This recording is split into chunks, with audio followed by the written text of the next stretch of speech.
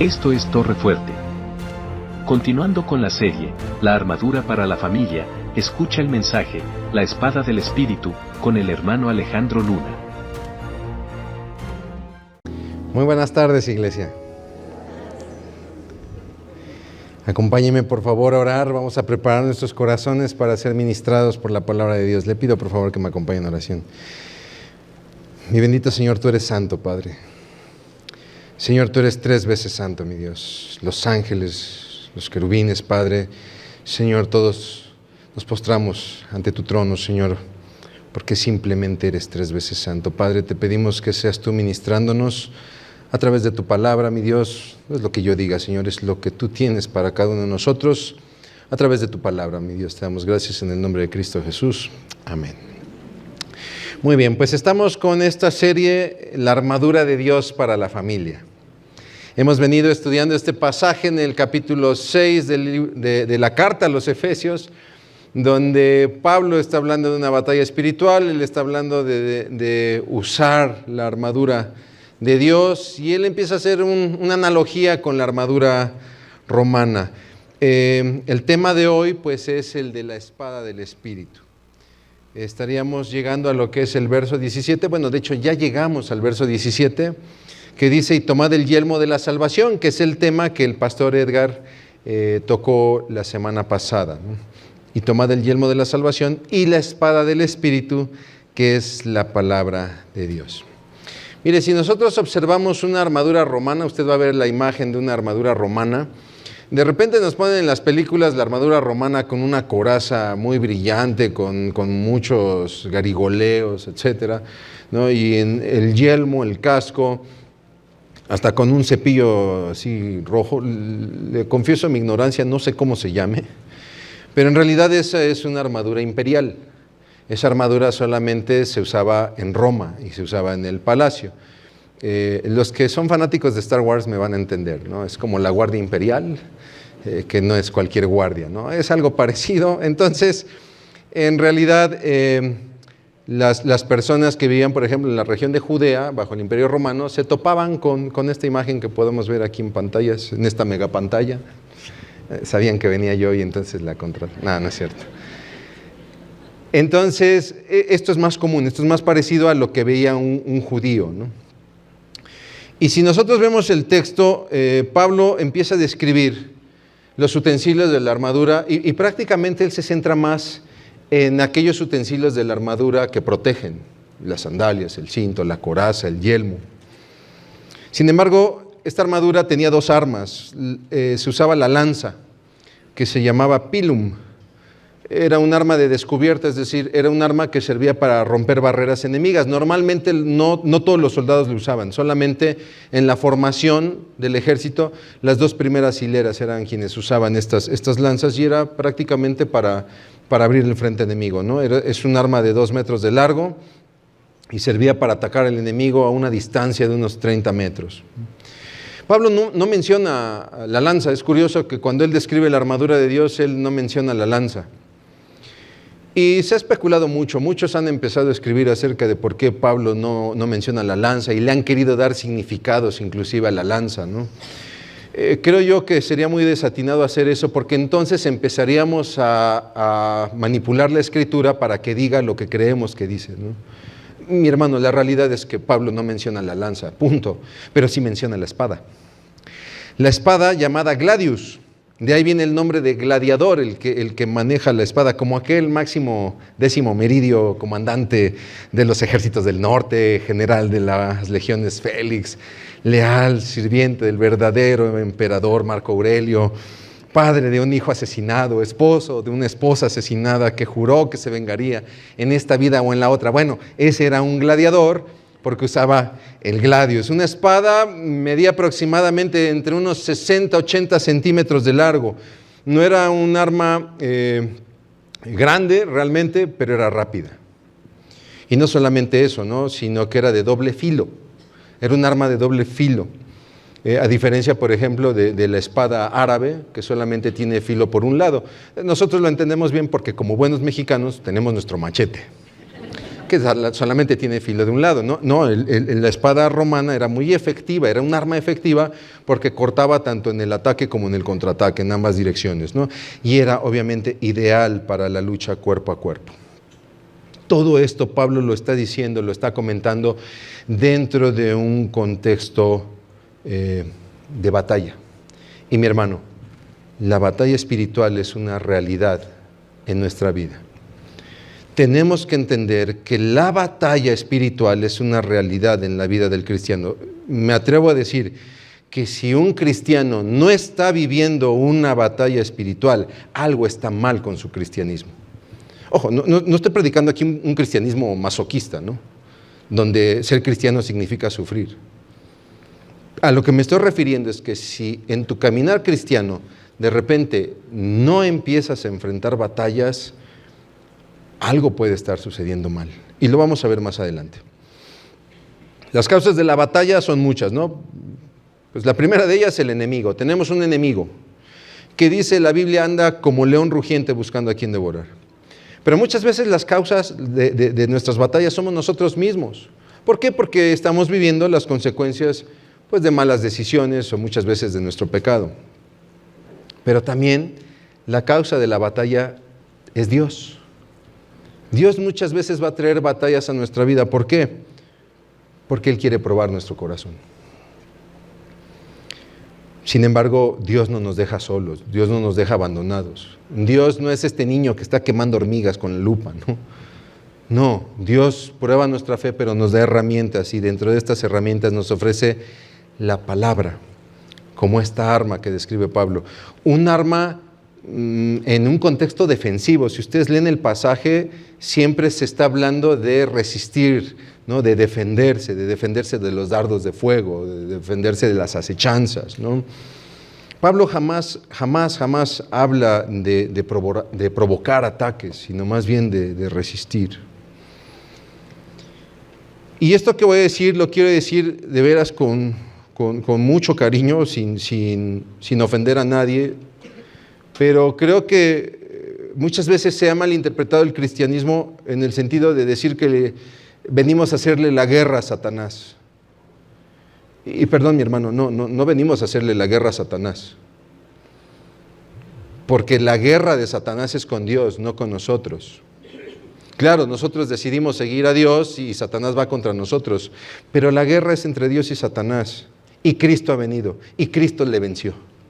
Y hoy vivimos una época que los teólogos llaman entre el ya y aún no. Ya Cristo venció a Satanás, pero aún no vemos su derrota. Mira, tú y yo ya tenemos vida eterna, pero aún no la vemos. Y en este ínter que vivimos entre el ya y el aún no, estamos viviendo batalla espiritual. Sin embargo, el cristianismo, mis hermanos, más que venirle a hacer la guerra a Satanás, y yo empezar ahorita, hermanos, vamos a orar, y Satanás, si estás aquí presente, te invoco para que te hagamos la guerra, Dios sabe que vaya a pasar acá, no tiene sentido. Mi hermano, el cristianismo más bien se trata de que tú y yo resistamos por fe en la batalla y que arrebatemos almas para Cristo. Esa es la verdadera guerra espiritual. Y en esta resistencia, el mejor ejemplo del uso de la espada de la palabra lo tenemos pues en nuestro Maestro, en el Señor Jesucristo. Le pido por favor que me acompañe a Lucas capítulo 4. El Evangelio de Lucas capítulo 4, el pasaje es muy conocido, es la tentación de Jesús en el desierto. Me voy a permitir leer la palabra de nuestro Dios ahí en Lucas capítulo 4. Voy a leer el versículo 1 y la mitad del versículo 2 solamente para que tengamos el contexto, ¿ok? Dice así la palabra de nuestro Dios. Entonces Jesús, lleno del Espíritu Santo, regresó del río Jordán, y el Espíritu lo llevó al desierto, donde fue tentado por el diablo durante 40 días. Jesús dice, regresó del río Jordán. Si tú le das vuelta a la página de tu Biblia, verás que se venía narrando el bautismo de Jesús, donde se da una manifestación plena de la divinidad de la Trinidad. el Hijo está entrando a las aguas del Jordán para cumplir con toda justicia. El Espíritu Santo desciende como forma de paloma y desde el cielo se oye la voz del Padre diciendo: este es mi Hijo amado en el cual tengo toda mi complacencia. Estamos ante la manifestación plena de la divinidad, de la Trinidad, de Dios. Y nos dice Lucas que Jesús estaba lleno del Espíritu Santo y sin embargo es llevado al desierto a una batalla. Mi hermano, tu vida espiritual, mi vida espiritual, no determina si tendremos batallas o no. No se trata de que nos juntemos con la familia, hijos, vamos a orar para que no nos venga una batalla. Entonces, mis hermanos, como yo estoy aquí al frente predicando y ustedes no, lo siento por ustedes porque van a tener batalla espiritual. Yo no, porque como yo ya cumplí predicando, no voy a tener batalla espiritual. No, mis hermanos, la vida espiritual no determina si tendremos o no batalla. De hecho, la vida espiritual es la causa por la cual tenemos batalla. Porque obviamente, el enemigo no se va a quedar de brazos cruzados cuando tú y yo decidimos seguir a Jesús. Por eso les decía que si no hay batalla espiritual en tu vida, es que posiblemente algo en tu cristianismo, en mi cristianismo, no esté funcionando. Ni Jesús fue librado de esto. Dice que es el Espíritu Santo quien lo lleva al desierto, quien lo lleva al campo de batalla. Y vamos a estudiar 3 causas por las cuales la palabra de Dios nos ayuda como esta arma en medio de la batalla. La primera de ellas, mi hermano, Dios cubre nuestras necesidades. Y la palabra nos enseña que Dios cubre todas nuestras necesidades, aún en medio de la batalla. Me quedé ahí en el versículo 2, termino el versículo 2. Jesús no comió nada en todo ese tiempo, es decir, en esos 40 días, y comenzó a tener mucha hambre. Entonces el diablo le dijo: si eres el Hijo de Dios, dile a esta piedra que se transforme en pan. Pero Jesús le dijo: no, las Escrituras dicen, la gente no vive solo de pan. Mira, Jesús está enfrentando una necesidad real, genuina. Él tiene hambre, no ha comido en 40 días. La Biblia no nos dice si este ayuno fue voluntario o involuntario, pero la realidad es que tenía hambre. Satanás aprovecha de esta necesidad en Jesús. Porque, mi hermano, Satanás siempre se está aprovechando de nuestras necesidades. Satanás se va a aprovechar de tu necesidad corporal y te va a tentar a través de adicciones, drogas, tabaco, alcohol, pornografía. Satanás va a aprovechar muchas de tus necesidades, de nuestras necesidades afectivas, para tentarnos y orillarnos al adulterio o al aislamiento o inclusive a pensar en el suicidio. Satanás aprovecha nuestra necesidad económica para tentarnos a robar o a defraudar. Satanás le dice a Jesús: si en verdad eres hijo de Dios. Satanás no duda de que Jesús sea el Hijo de Dios. Él sabía que Jesucristo es el Hijo de Dios. De hecho, vemos en otros pasajes cuando Jesús se enfrenta a gente que está endemoniada, que los demonios dicen: Hijo de David, ¿qué quieres con nosotros? Ellos saben que Jesús es el Hijo de Dios. Pero cuando Satanás hace esta afirmación, si en verdad eres hijo de Dios, es una manera sutil de sembrar la desconfianza en el cuidado del Padre. Es como si Satanás le estuviese diciendo a Jesús: ¿dónde está tu Padre que permite que tengas hambre? Dile a esta piedra que se convierta en pan, porque pareciera que a tu Padre no le importa. Y entonces el diablo le pide a Jesús que le exija al Padre que cubra esa hambre con piedras convertidas en pan. Mi hermano, muchas veces el diablo nos pide que le exijamos a Dios que cubra nuestras necesidades como si Dios nos lo debiera. Y entonces pareciera que el diablo nos dice: mira, si en verdad Dios es Dios, entonces ¿por qué estás sufriendo? Y el diablo empieza a distorsionar el concepto de nuestra necesidad y nos empieza a ofrecer falsas soluciones. El diablo nos está ofreciendo a ti y a mí y a nuestras familias soluciones en piedras, no en Dios. Pero Jesús establece que la solución no es el pan, aunque es muy rico, la verdad es muy rico, y con café es delicioso. ¿Ya fueron por sus donas? Ahorita todo el mundo anda con donas. Pareciera que estamos ahí en el libro de Números, ¿no? Y ya llegaron las codornices, estamos con las donas. Pero Jesús establece: no solamente de pan vive el hombre, sino de toda palabra que sale de la boca de Dios. Mi hermano, la solución a nuestras necesidades nunca estarán fuera de Dios. La solución no es el dinero, no es la medicina, no es el tratamiento, no es el amigo influyente. No estoy diciendo que estas cosas no sirvan, pero no son la solución. ¿Por qué? Porque la solución, mis hermanos, no son las circunstancias. La solución está en lo que Dios dice acerca de las circunstancias. Y nosotros podemos saber lo que Dios dice por medio de su palabra. Satanás distorsiona nuestras necesidades y lo hace a partir de nuestro sufrimiento, de nuestros deseos. Pero mi hermano, el cristianismo no se trata de que las piedras se conviertan en cada uno de nuestros caprichos. Perdóname, pero Dios no nos debe lo que deseamos comprar.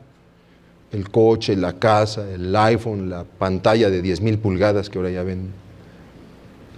El diablo no nos debe lo que deseamos lograr. El ascenso en el trabajo, un posgrado, un viaje. Ni siquiera Dios nos debe la salud o la provisión. No nos la debe. De hecho, nosotros la perdimos. Lo teníamos y lo perdimos por nuestro pecado en el huerto. Con el sudor de tu frente obtendrás alimento para comer hasta que vuelvas a la tierra de la que fuiste formado, porque fuiste hecho del polvo y al polvo volverás. Pero Jesús nos enseña que nuestra necesidad está cubierta por la palabra de Dios. Jesús nos llama a mirar a las aves del cielo, a los lirios del campo, para recordar una sola cosa. Nuestro Padre Celestial conoce nuestras necesidades, no son ajenas a Él. Su palabra nos llama a buscar primeramente el reino de Dios y su justicia. Te pregunto, ¿tu familia está buscando el reino de Dios? ¿Los tuyos están buscando la justicia de Dios por encima de cualquier cosa? ¿Tu familia está buscando cubrir sus necesidades en Dios o fuera de Él? Jesús venció esta tentación y lo hace por medio de la palabra, porque Él contesta con un pasaje que está en Deuteronomio 8:3. Es Moisés que le está hablando al pueblo y le dice al pueblo, sí, te humilló Dios permitiendo que pasaras hambre y luego alimentándote con maná, un alimento que ni tú ni tus antepasados conocían hasta ese momento. Lo hizo para enseñarte que la gente no vive solo de pan, sino que vivimos de cada palabra que sale de la boca del Señor. Dios primero anunció que alimentaría a Israel y luego les dio el maná para asegurar su subsistencia. El maná no fue un pan que salió de los labios de Dios, fue un elemento que dio testimonio que Dios cumple sus promesas, Dios cumple lo que sale de su boca. Nosotros no vivimos de lo que comemos o vestimos, sino de lo que Dios declara. Recuerda, mi hermano, Dios no es hombre para que mienta, ni hijo de hombre para que se arrepienta. Él dijo, ¿y no hará? Habló, ¿y no lo ejecutará? Hermanos, nuestras familias no necesitan esperar a que las piedras se conviertan en pan. Nuestras familias necesitan tener convicción de que sus necesidades están cubiertas en Dios. Necesitan demostrarle al diablo que sus necesidades están cubiertas en el Padre. Nuestras familias necesitan confiar, aún en medio de la batalla, que sus necesidades están cubiertas por la palabra de Dios. Número 2, la palabra nos lleva a adorar a Dios, sobre todo en la batalla. Voy ahí al verso 5. Entonces el diablo lo llevó a una parte alta y desplegó ante él todos los reinos del mundo en un solo instante. Te daré la gloria de estos reinos y autoridad sobre ellos, le dijo el diablo, porque son míos para dárselos a quien yo quiera. Te daré todo esto si me adoras. Jesús le respondió, las Escrituras dicen, adora al Señor tu Dios y sírvele solo a Él.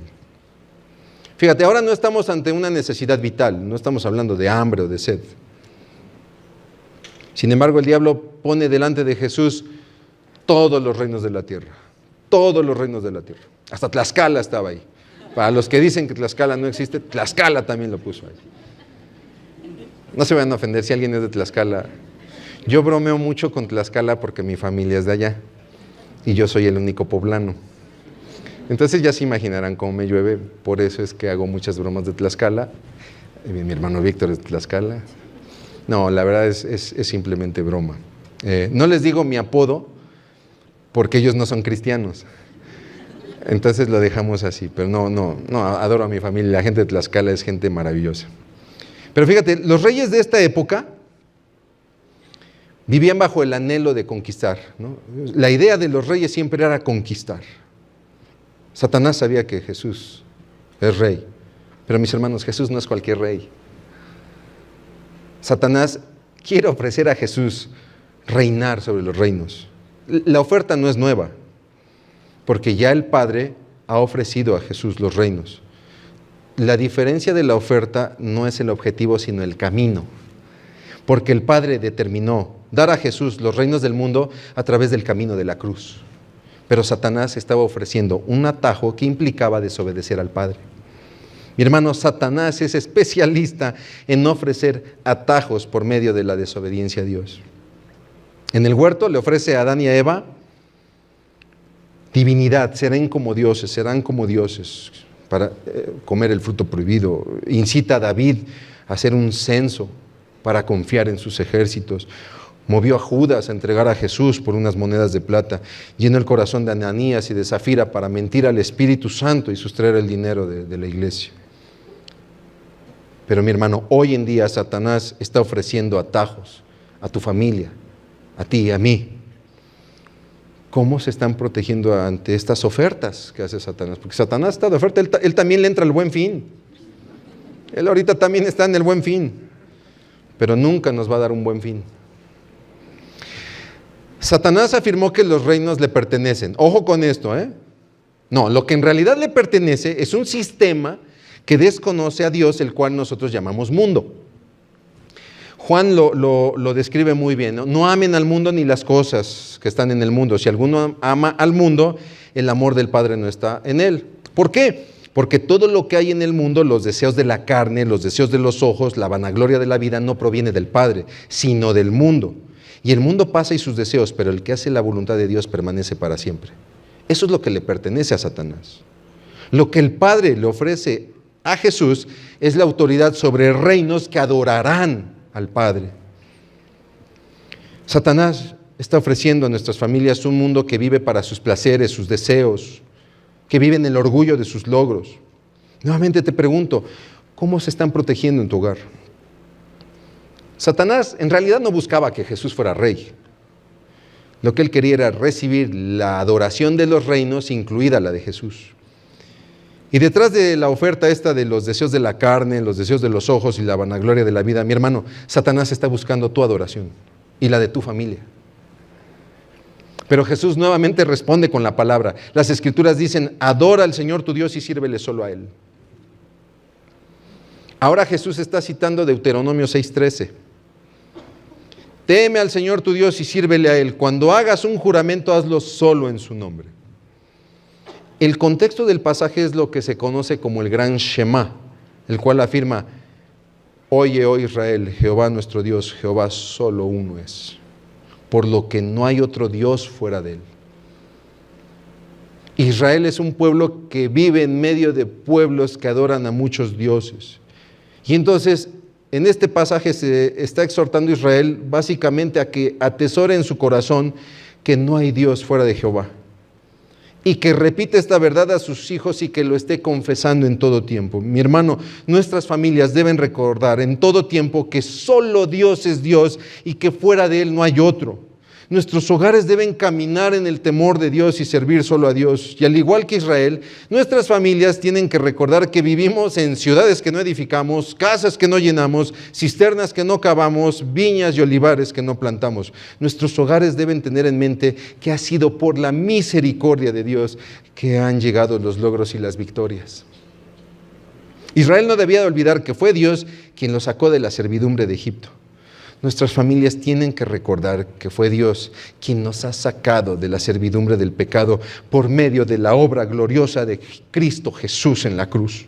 Y por eso nuestro Padre Celestial merece toda nuestra adoración y todo nuestro servicio. Debemos llevar a nuestra familia la palabra para que aún en medio de la batalla ellos se encuentren en la palabra de Dios el verdadero objeto de adoración. Aún en medio de la batalla, mis hermanos, nuestras familias deben estar adorando a Dios por medio de su palabra. Número 3, la palabra nos muestra el poder de Dios. La palabra nos muestra el poder de Dios aún en medio de la batalla. Dice ahí el verso 9, Entonces el diablo lo llevó a Jerusalén al punto más alto del templo y dijo: si eres el Hijo de Dios, tírate. Pues las Escrituras dicen: Él ordenará a sus ángeles que te protejan y te guarden, y te sostendrán con sus manos para que ni siquiera te lastimes el pie con una piedra. Jesús le respondió: las Escrituras también dicen: no pondrás a prueba al Señor tu Dios. Reina Valera dice: no tentarás al Señor tu Dios. Es interesante que en estas dos tentaciones el diablo lleva a Jesús a lugares altos. En uno lo hace para mostrarle los reinos y ofrecerle una aparente gloria. Pero ahora Jesús lo está llevando a la parte más alta del templo de Jerusalén, lo sabemos porque lo dice Mateo, para incitarle a la muerte. Ojo, mi hermano, porque el diablo constantemente nos está incitando a nosotros y a nuestras familias a una gloria aparente o a la muerte. Y sí, ciertamente Jesús probaría la muerte, pero lo haría bajo el plan de Dios, por medio de la cruz. Nuevamente el diablo parte de la desconfianza hacia el Padre, ¿no? Si eres hijo de Dios, tírate. Y entonces quiere sustentar su argumento con un pasaje bíblico. Emplea el Salmo 91, versos 11 y 12. Pues Él ordenará a sus ángeles que te protejan por donde vayas. Te sostendrán con sus manos para que ni siquiera te lastimes el pie con una piedra. Y aquí vemos a Satanás usando su arma favorita para aquellos que les encanta estudiar la Biblia: los textos fuera de contexto. El Salmo 91 es muy famoso, es aquel que inicia: el que habita el abrigo del Altísimo morará bajo la sombra del Omnipotente. Diré yo a Jehová: esperanza mía y castillo mío, mi Dios en quien confiaré. Bueno, si lees el Salmo completo, el contexto de todo el Salmo es de protección de Dios para todo aquel que en Él confía en medio de la aflicción, en la aflicción que ha sobrevenido. El Salmo jamás habla de ser librado de la aflicción totalmente o de no pasar por aflicción. Cuando el Salmo dice: ordenará a sus ángeles que te protejan por donde vayas, te sostendrán con sus manos para que ni siquiera te lastimes el pie con una piedra, no está diciendo que no sufriremos en absoluto. Porque el Salmo también habla de la realidad del lazo del cazador, de la peste destructora. Pero lo que el Salmo nos está diciendo es que en medio de las aflicciones Dios nos cubrirá. Te pongo ejemplos. Piensa en Noé. Dios no tomó a Noé, lo sacó de este planeta, inundó la tierra, se secó la tierra y volvió a traer a Noé a la tierra. Le manda a edificar un arca y estará mucho tiempo en el arca. No murió por la inundación, pero no creo que se la haya pasado viendo Netflix. Piensa en Israel. Es cierto, vienen 10 plagas para Egipto. Y si bien es cierto, es muy claro que las plagas no dañaron a Israel. Lo vemos, por ejemplo, con la plaga de ganado, donde dice que mueren los ganados de los egipcios, pero no pereció ninguno del pueblo de Israel que se encontraba en Gosén. Lo que sí dice la Biblia es que todo el río Nilo y todas las fuentes de agua se convirtieron en sangre. Y que después esa sangre se secó. Y estuvieron 7 días sin agua en toda la región. Y no solamente eso, después viene la plaga de las ranas. Y entonces Faraón pide a Moisés que se lleve las ranas. Yo me imagino que Faraón era medio, igual que yo, medio miedosón con los animales. De eso que ves una araña y brincas y corres. Bueno, yo no, porque soy muy valiente, pero me han platicado. Porque siempre que hay plagas de animales, Faraón inmediatamente reacciona: por favor, diles que se vayan, sí los dejo ir. Si son otras plagas como las tinieblas, el granizo, es un poquito más duro. Bueno, viene la plaga de las ranas, le pide a Moisés que se lleve las ranas.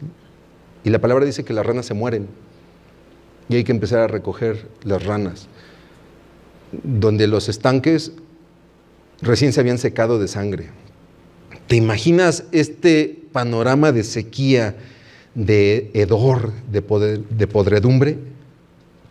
Ahí estaba Israel. No solamente eso, la 10ª plaga, el ángel de la muerte, que camina por toda la región y que conforme va caminando los primogénitos van muriendo. Por eso es que le piden a Israel que pinte los dinteles de la puerta.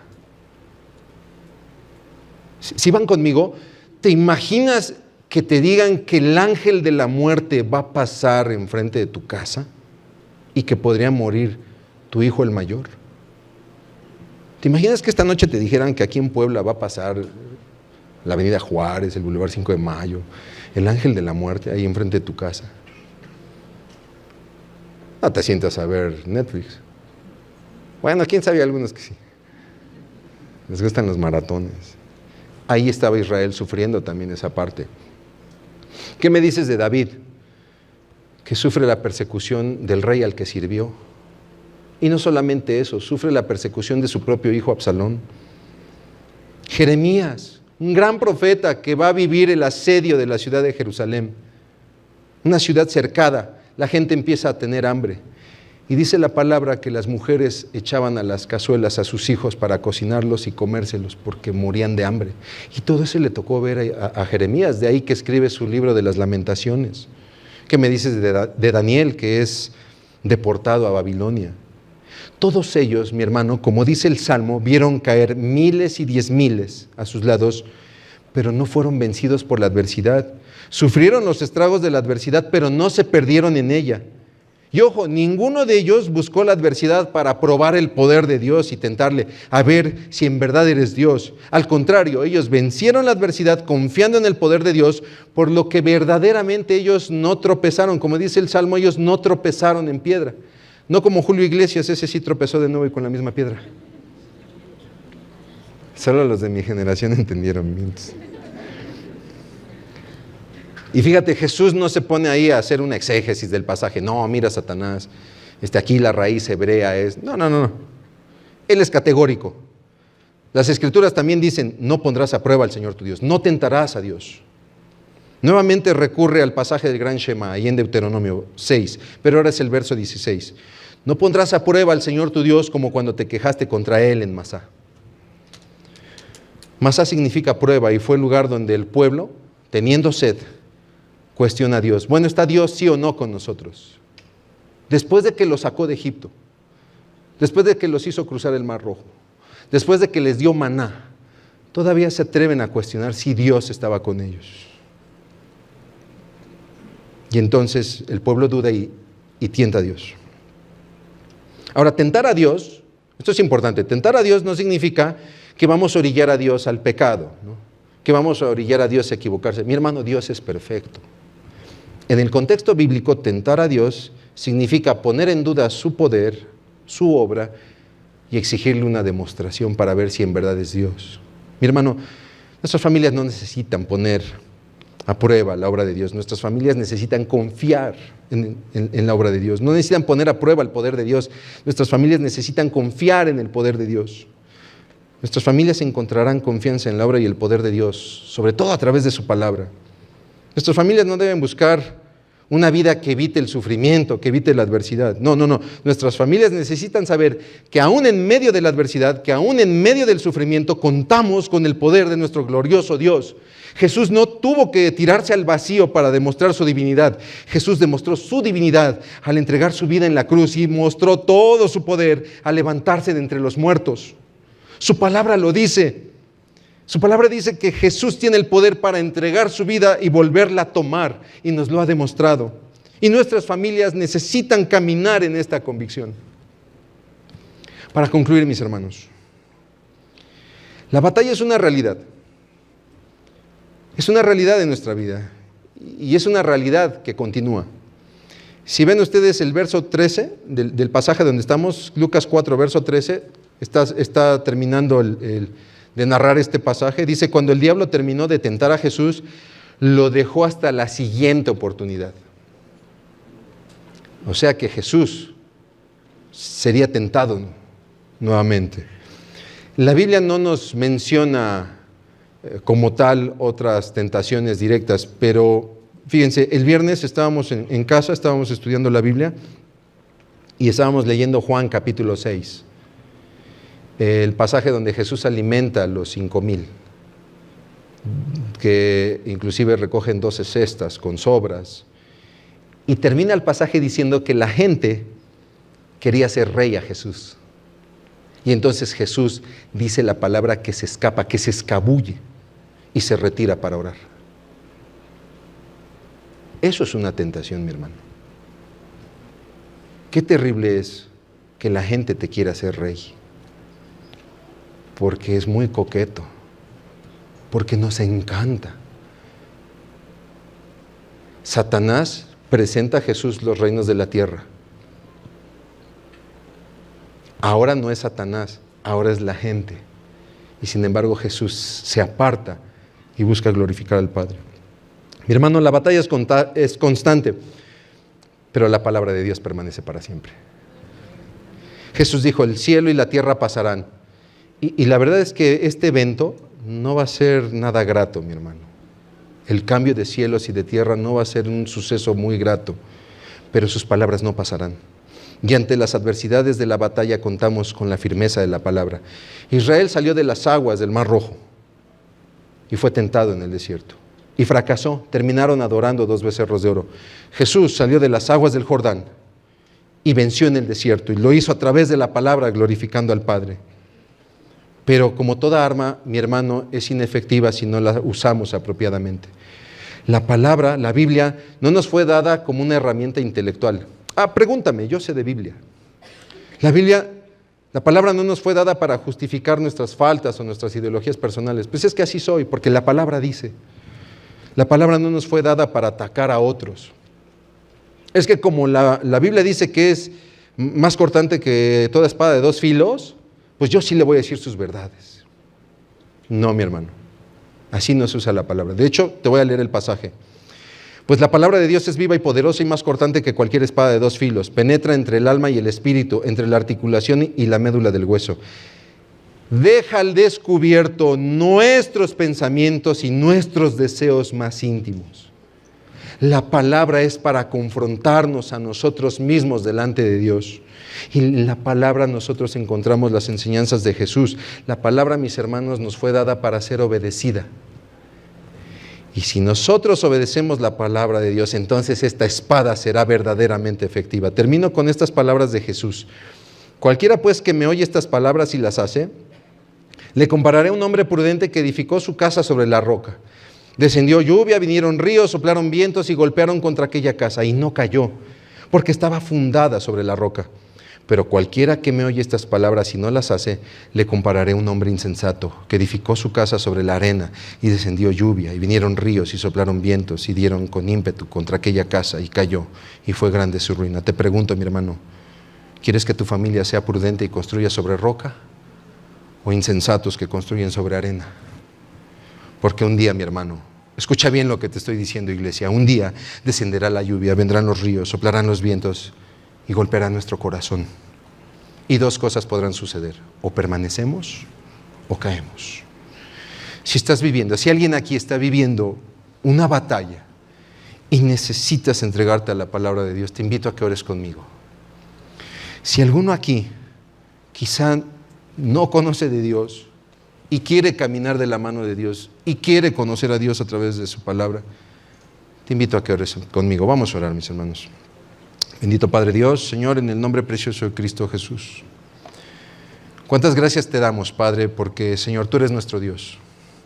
Y es cierto, vivimos en medio de una batalla real. Pero también es cierto que tú eres poderoso, mi Dios, y que nos has dado tu palabra. Ayúdanos, Padre, a caminar en tu palabra, mi Dios. Ayúdanos a tener esta cercanía con tu palabra, Señor. No para atacar a otros, Señor. No para usarlo como una herramienta intelectual. No, mi Dios. Que sea tu palabra en cada uno de nuestros corazones, guiándonos, Señor, haciéndonos conscientes de que tú cubres nuestras necesidades, mi Dios, de que solamente tú eres el objeto de adoración, mi Dios, y de que tú tienes poder, Padre. Señor, y si alguien aquí no te conoce, Padre, y quiere caminar de tu mano, mi Dios, yo te pido que seas tú hablando a su corazón, que Él abra su corazón y que mi Señor Jesucristo entre en su vida como su Señor único y Salvador. Padre, porque te necesitamos, porque necesitamos de lo que sale de tu boca, mi Dios. Te lo pedimos en el nombre precioso de Cristo Jesús. Amén. Mis hermanos, Jesucristo viene pronto. Gracias por escuchar este mensaje de la Palabra de Dios. Para más información acerca de Torre, llámanos al 2222 25 30 46 o escríbenos al correo info@torrefuerteib.org. Visita nuestra página web www.torrefuerteib.org. Te invitamos a seguirnos en nuestras redes: Facebook, IB Torrefuerte, Instagram, Twitter y Telegram, Torrefuerte IB. Dios te bendiga.